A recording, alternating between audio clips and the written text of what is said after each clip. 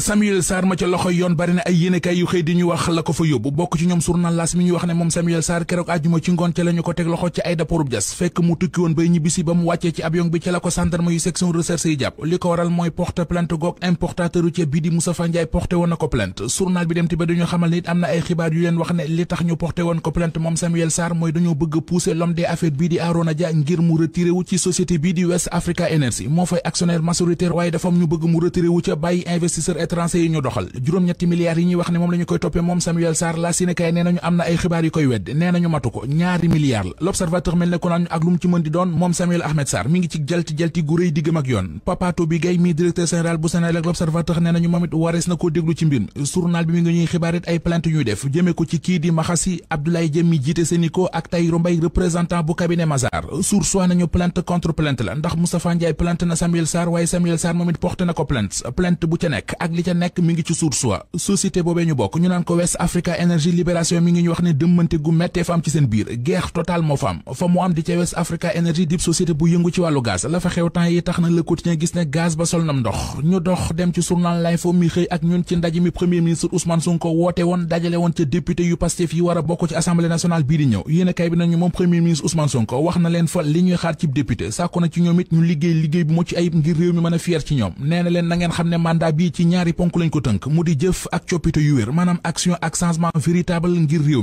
mi quotidien këf wax ji ba bind ci xët mu njëkk ne Sonko diggéen ab assemblée nationale New Look mu dim penc mu nar a wuute lool ak yi ñu xamoon ci xët mu njëkk l'observateur moom premier ministre Ousmane Sonko ba tey mu fay xamle ne danañu accélérer mbiri ngir lii di loi finance initiale ñu woote ko ci assemblée nationale laata 31 décembre 2024 l'observateur nañu kon nag kuy bu sonti ci président de la république mu jàpp alxamis ji di ñëw ngir ñu installé ci assemblée nationale bu bees bi soleil national di ñu leeral ni ñu ko war a doxalee bu ñu demoon tey ba war koo taxawal ni ñuy installé assemblée nationale bi ni ñuy fale ki ko war a jiite commission ya foram nañ leen di sampe ba ci but sa yañ fa war a woote ñi ko war a woote mu di député yi war a bokk ci 15e législature bi journalisé ko ñoom la xëyee ba di ñu wax ne député yu góor yi ñoo ca nar a ëpp député yu jigéen ñi ndax député yu góor yi war a bokk ci 15e législature bi toll nañu ci 97 député député yu jigéen ñi toll ci 68 député ñi ëpp ci député yi nag ay jàngalekat lañu toll nañu ci 27% député yi nga xam ne entrepreneur lañu topp ci ak 22% Anne-Marie Yacine Tine bu Pastef Les Échos ne nañu moo nar a doon député bi gën a doon xale ci assemblée nationale ndax 26 ans la am ki nar a mag ci député yi mooy Alla Kane ndax moom mi ngi ci juróom-ñett fukk ak juróom-ñaar 87 ans macha allah yaa allah fu ñu jëm ak mbalit mi ci dëkk bi ndax journal Vox Populi mi ngi ñuy xibaar ci xëtamu njëkk réeroo gu am ci diggante ankati mbalit di ci réew mi mu di concessionnaire nettoiement yi ak kilifa yi ci réew mi